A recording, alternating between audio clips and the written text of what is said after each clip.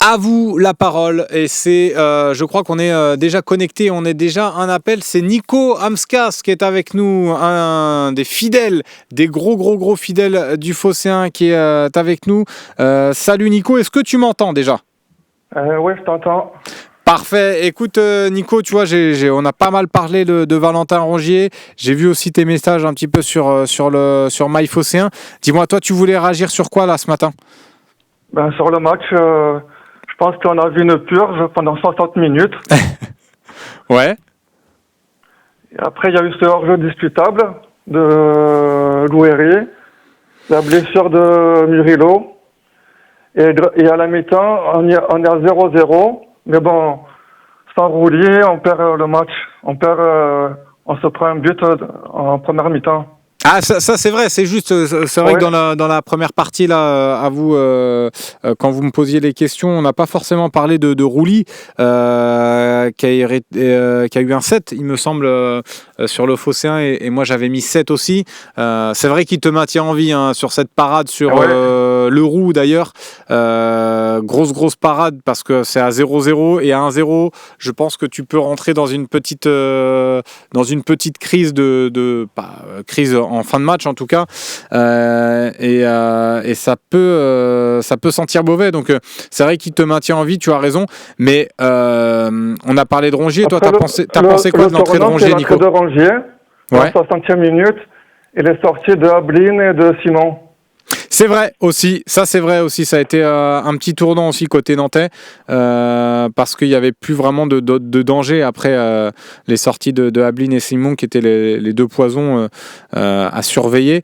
T'as pensé quoi toi de l'entrée de Rongier ? Parce que je me souviens, t'étais pour 30 millions, Ouais, tu moi, voulais le vendre Rongier cet hiver toi.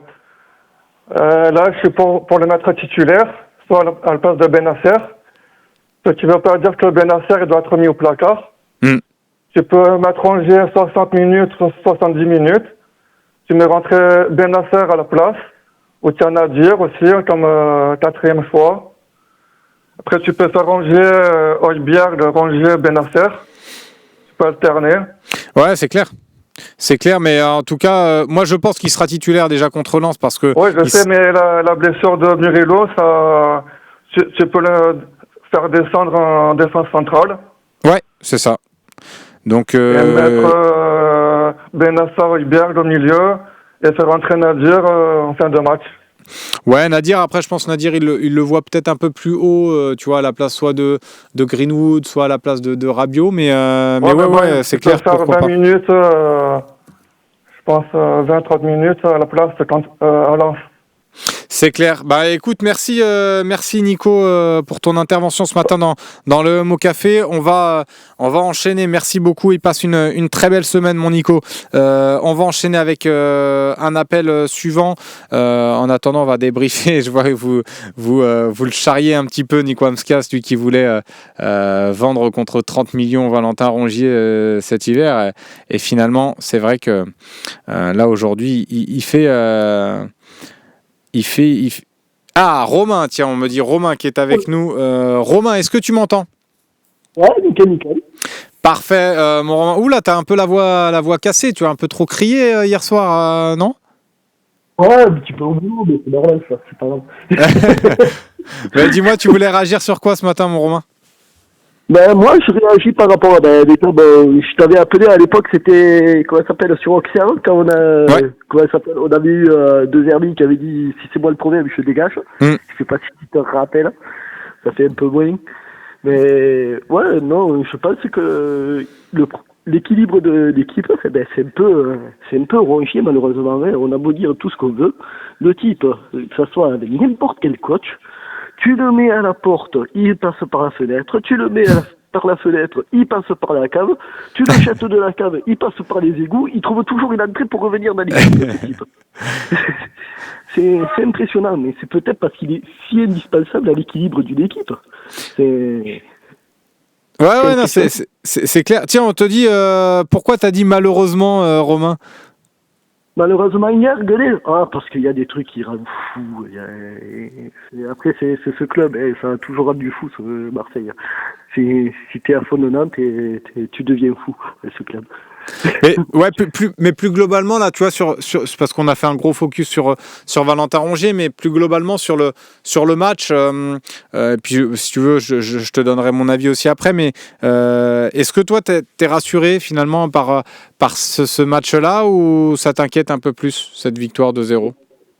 Non, déjà c'est un match qui fait plaisir parce que tu le gagnes, tu passes derrière Auxerre, on sait que tu as fait un match, on va pas dire un match dégueulasse, mais un match moyen où c'est que eux ils ont des occasions, ils te les plantent, l'autre il fait son but de l'année, et comme toujours à l'OM, de toute façon, ça soit les Smelou, ça soit tous ces types, ils te plantent des buts de l'année.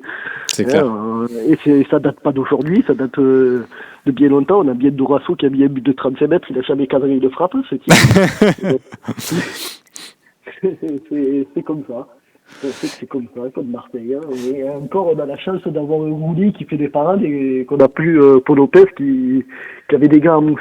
Ouais, c'est pour ça. Mais c'est pour ça que je te pose la question, et c'était la question aussi de Rudy Lover dans le chat. Est-ce que on est rassuré par ce match? Moi, tu vois, je suis un peu déçu. Alors, je suis content évidemment de la victoire, et de toute façon, moi, si on fait que des victoires comme ça, même si elles sont pas forcément très convaincantes, je prends jusqu'à la fin de la saison. Ça, c'est indéniable. Mais je trouve que tu vois, avec un match par semaine, t'as plus la Coupe de France, tu sors d'une prestation contre Auxerre où tu t'es pris 3-0. Je m'attendais quand même à autre chose dans le jeu, dans les intentions de jeu, dans la qualité aussi technique. Ce match m'a un peu déçu honnêtement, et pas forcément hyper rassuré aussi pour la suite. Quand tu sais que tu vas bientôt aussi affronter, qu'il te reste à affronter Monaco, qu'il te reste à affronter Lille, le PSG, Lens, même si Lens c'est en difficulté cette saison et ces derniers temps, mais on sait que ça va pas forcément être un match facile. Donc moi, tu vois, ce match-là contre Nantes, qui avait avant le match que 5 victoires, toutes compétitions confondues, donc moi, ça m'a pas forcément trop rassuré, et je trouve qu'il y a quand même beaucoup encore de boulot dans cette équipe. Elle me paraît, voilà, Ladgar le dit, une équipe un peu fébrile, donc c'est pour ça que je voulais avoir un peu ton avis, Romain, si tu partageais un petit peu ça, parce que comme tu l'as dit, sans Rouli, peut-être que ce match, on aura un autre débrief ce matin, tu vois. Mais écoute, toi... Fébrile, le problème, c'est qu'on est à la 25e journée, on a toujours pas notre défense titulaire. On la connaît pas. À part Balerdi qui est là, Mourinho, il s'est pété hier, donc du coup, il n'était pas là. À gauche, et on avait Kondogbia qui revient de blessure et qui est sur courant alternatif. Par moment, il te fait un bon match, par moment, il te fait pas un bon match. Moi, hier, je l'ai pas trouvé. Première mi-temps, je l'ai trouvé totalement à l'ouest. Deuxième mi-temps, de temps en temps, il s'amusait à faire un dribble, à faire des dépassements de fonction. Tu fais, ah ouais, il en est capable encore. Je sais pas, on n'a pas la défense titulaire. Merlin, c'est du courant alternatif, il nous fait des bonnes choses, derrière il passe à l'ouest. Ouais, non, c'est vrai, à part Balerdi qui est vraiment bon, et qui lui est dans cette continuité-là, c'est vrai que derrière tu as du mal. Après il y a Murillo qui fait quand même une bonne saison dans l'ensemble, mais là il vient de se blesser. Oui, donc... c'est clair et net, hein. Ça, Murillo, le type il est sorti du panier, un Panaméen, personne ne connaissait, le premier qui me dit ouais je connais Murillo, bon. Je veux bien, hein, mais à part peut-être sur Football Manager, et encore je suis même pas sûr qu'il soit bien doté. Hein. Ouais, c'est ça. Non, mais c'est vrai. Bah, même il était critiqué quand il est arrivé. La presse belge ne disait pas que c'était un super latéral, mais en tout cas nous à Marseille il a fait de très belles choses. Bah, écoute, merci beaucoup Romain de ton intervention ce matin dans l'OM au Café. Tu m'as bien fait rire. Et passe une très belle journée. On va enchaîner avec le dernier appel. Il aura le mot de la fin. On est toujours dans À vous la parole. On va enchaîner. Et puis dès qu'il est en ligne, je vais le lancer. N'hésite pas, Marine, à me faire signe dès qu'on est avec un nouvel auditeur. Harry Téconneray, avez-vous parlé de Fonseca? Non, on n'en a pas beaucoup parlé de Fonseca. On en a beaucoup parlé dans l'avant-match, notamment. Vous pouvez vous refaire le débrief un petit peu d'avant-match, l'émission dans son entièreté disponible sur Twitch. Donc on en a beaucoup parlé, j'en ai pas reparlé ce matin. Donc voilà. Tiens, je crois qu'on est avec Nico. Alors c'est pas Nico Amskas, c'est un autre Nico qui est avec nous au téléphone. Est-ce que tu m'entends, mon Nico ? Oui, salut Slim, je t'entends. Comment tu vas ce matin? Comme après une victoire de l'OM, ça fait plaisir. C'est clair. J'allais dire une belle victoire. Victoire, elle est toujours belle parce qu'elle nous fait plaisir, mais dans la manière, c'était pas forcément ça. En tout cas, moi, c'est mon avis. Toi, tu voulais réagir sur quoi, toi, ce matin, justement? Non, sur la victoire de l'OM hier. Après, je pense qu'en fait, là, on rentre dans la dernière ligne droite. Il reste 10 matchs. Là, je pense qu'en fait, il faut être focus sur notre objectif, la Ligue des Champions. Quitte à un peu oublier le contenu des matchs, il faut vraiment assurer les résultats. Et je pense qu'en fait, faut pas être trop dur avec le contenu de nos matchs, parce que je pense que là, en fait, ce qu'il faut se dire, c'est que là, on est dans des circonstances compliquées d'un point de vue arbitrage, avec tout ce qui se passe autour de l'équipe, les dirigeants suspendus, tout ça.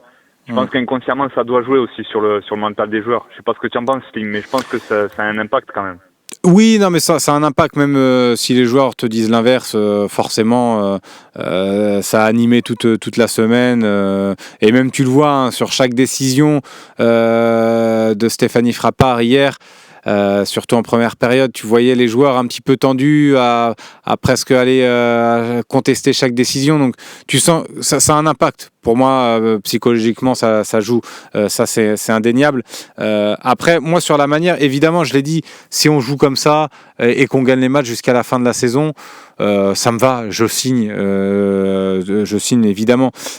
Mais moi, justement, j'ai des réserves. Et là où je suis un peu inquiet, c'est que si tu as ces contenus-là, ce contenu-là, en tout cas jusqu'à la fin de la saison, je suis pas sûr que tu gagnes justement tous tes matchs et que contre des équipes un peu plus réalistes et un peu plus fortes avec un peu plus d'atouts aussi et de qualité, elles peuvent vite te mettre en difficulté et sachant que tu vas avoir, je l'ai dit, Monaco, Paris à jouer, Lille aussi est là-bas, hein, tu vas aller jouer là-bas, Lille, ils vont t'attendre au tournant. Je me dis quand même méfiance. Tu auras Brest aussi à jouer, qui va vouloir évidemment faire le match de sa vie contre nous. Donc moi c'est pour ça que le contenu, j'y accorde beaucoup d'importance. Le contenu du match d'hier et ce que je vois depuis Auxerre notamment. C'est là où ça m'inquiète un petit peu.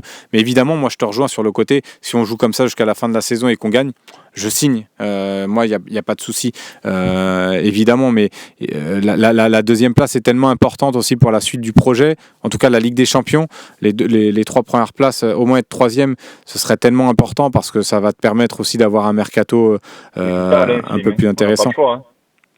Vas-y, hein, si tu veux, Nico, continue. Pardon, excuse-moi. Non, je te disais que la qualif en Ligue des Champions, c'est vital. Hein. On n'a pas le choix. Hein. Bah ouais. Si tu n'es pas en Ligue des Champions à la fin de la saison, le projet, il est mort-né, en fait. Hein. Donc, je pense que c'est pour ça que je pense qu'inconsciemment, les joueurs, ils ont... Bon, du moment que tu es à l'OM, tu as forcément de la pression. Ça, c'est normal.